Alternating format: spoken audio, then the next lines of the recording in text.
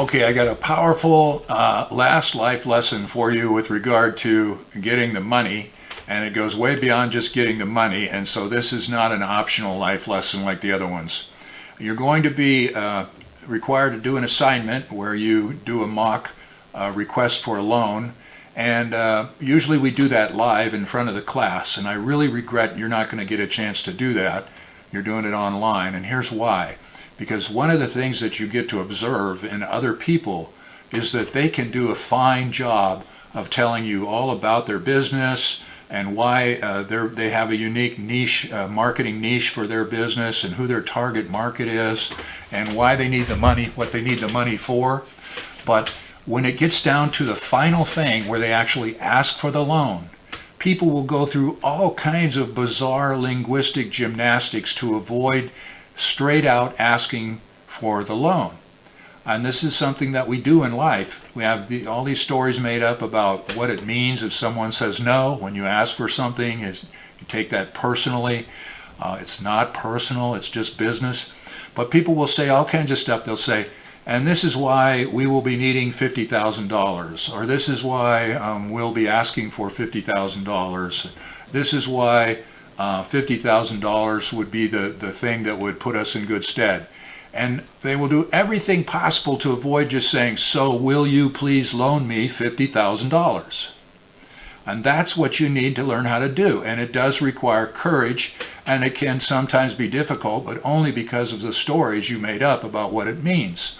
We had here at CR College about a year ago a symposium of successful business entrepreneurs, and there was one guy there that had a whole chain of successful stores, and he told a story about how 26 different banks told him no before he finally found one that would loan him the money to start the business venture that's now this huge success.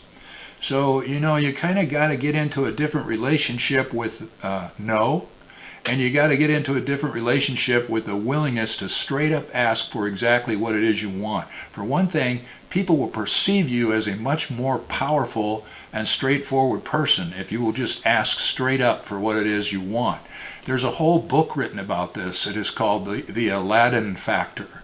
I strongly recommend it if you're a person that has a bit of a problem with asking for what it is that you want. It talks about how there's incredible power and just having the courage to ask for exactly what it is that you want. And remember, when you ask someone for something, it doesn't necessarily mean that they know more than you, or that they're smarter than you, or that they're better than you. It just means they have something that might be able to help you out in the moment, and you're asking them, will they help you or not?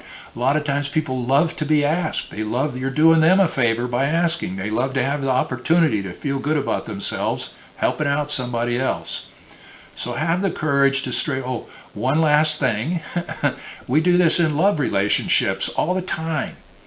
We get all upset with our lover or our spouse or, a brother or sister or friend because there's something that we want or need from them and we don't ask them for it. And then, of course, you don't get it. And then you're mad at them because they didn't give you what you wanted. And you never asked for it. What do you expect them to have ESP? How can you justify being angry at them for not providing you with something you want or need when you never straight up asked for it?